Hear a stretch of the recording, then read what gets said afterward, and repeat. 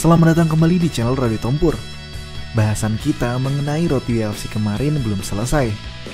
Seperti yang dibahas dalam video fight recap kemarin, kelanjutan perjalanan JK Saragih di Road to UFC akan kita bahas di satu video khusus. Untuk itu, mari kita mulai dari pembahasan kondisi bracket saat ini. Petarung asal Korea Selatan Ki Won Bin menang atas petarung asal Jepang Jinosuke Kashimura melalui TKO di ronde pertama. Kemudian petarung asal Indonesia JK Saragih menang atas petarung asal India Pawan Mansingh melalui knockout di ronde ketiga. Sehingga Ki Won Bin lah yang akan menjadi lawan JK Saragih di semifinal. Di bracket seberang, petarung asal India Ansul Jubli menang secara default atas petarung asal Jepang Patrice Usami karena Usami menarik diri usai menderita masalah pemotongan berat badan. Kemudian petarung asal Korea Selatan Kim Kyung Pyo menang atas petarung asal Cina Asikerbai Jinesi Bike melalui knockout di ronde pertama. Sehingga Ansul Jubli akan bertanding melawan Kim Kyung Pyo di semifinal. Jika kita melihat bracket turnamen lightweight ini secara keseluruhan, bisa dibilang bracket ini adalah bracket yang keras dan menghibur. Semua pertandingan berakhir dengan knockout. Kecuali Ansul Jubli yang belum bisa dilihat performanya, mengingat ia menang by default. Dan hal ini tentu sejalan dengan keinginan Dana White. Gaya 3 fighter yang bertanding di semifinal Road to UFC ini sesuai dengan karakteristik kelas lightweight UFC yang memang kelas primadona UFC. Semua mata tertuju pada kelas ini. Kekalahan Chan Sung Jung alias The Korean Zombie di UFC 273 tentu menyakitkan banyak fans MMA Asia.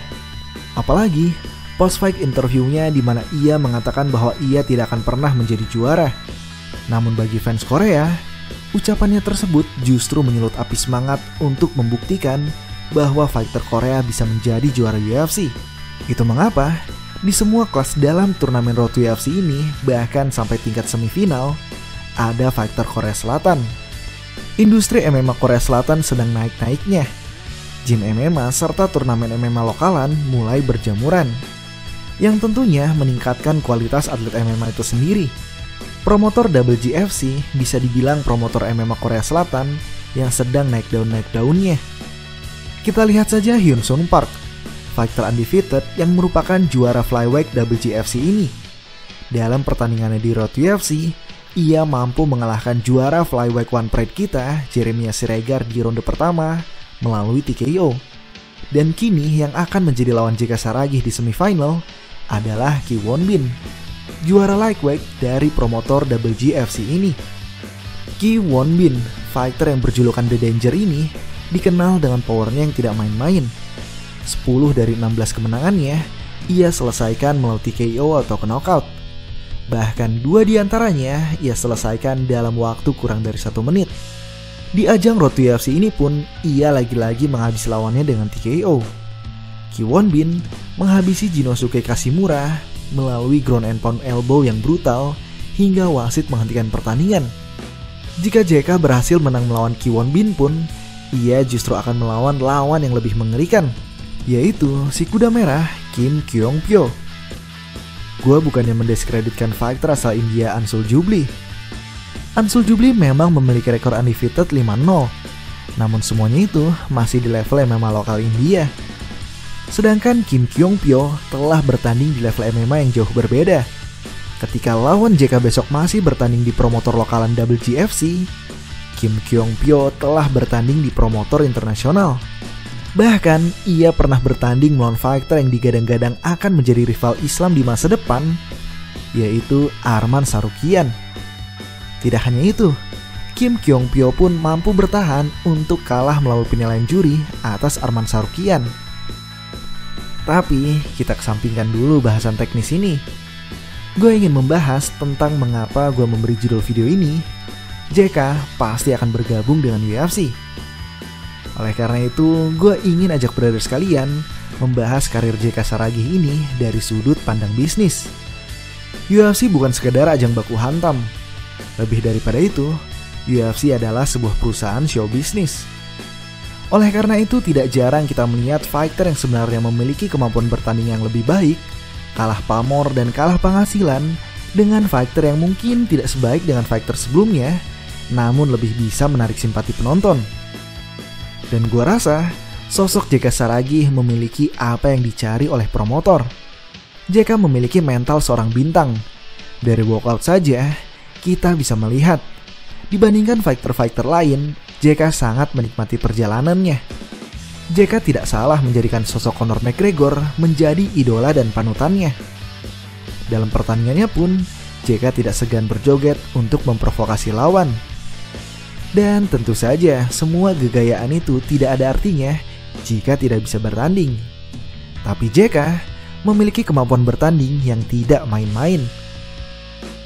Cara JK menghabisi Pawan Man kemarin pun seolah menjadi komponen terakhir untuk menjadikannya prospek bagi UFC. Knockout melalui spinning backfist sendiri merupakan cara knockout yang cukup langka. Di UFC, knockout ini baru tercatat hanya 10 kali. Knockout dari JK memang tidak masuk hitungan, karena JK belum resmi menjadi bagian dari UFC.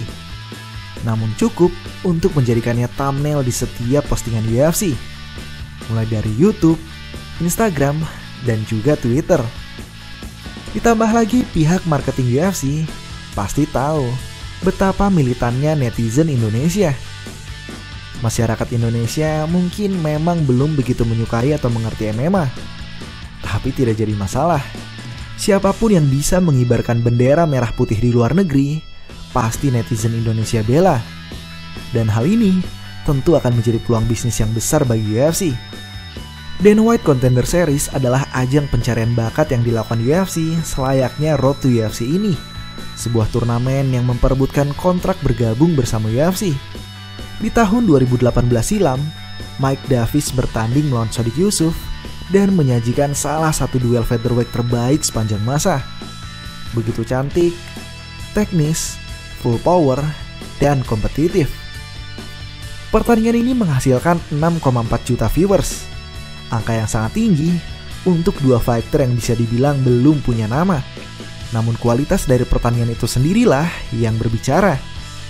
Pertandingan dimenangkan oleh Sodiq Yusuff melalui unanimous decision, sehingga Sodiq Yusuff berhasil mendapatkan kontrak dan bergabung dengan UFC.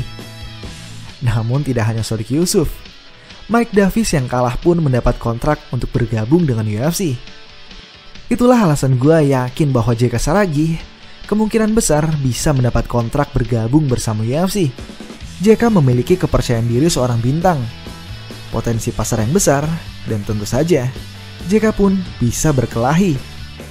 Jika JK mampu menampilkan kualitas pertandingan yang luar biasa ketika melawan Ki Won Bin besok, apapun hasilnya, JK berpeluang besar mendapatkan kontrak tersebut.